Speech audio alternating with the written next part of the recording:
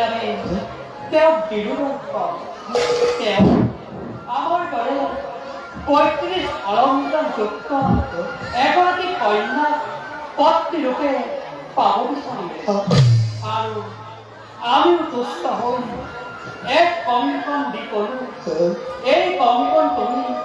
যাকেই পিন্ধাবা তেওঁই হ'ব তোমাৰ আকাংক্ষিত পত্নী। কিন্তু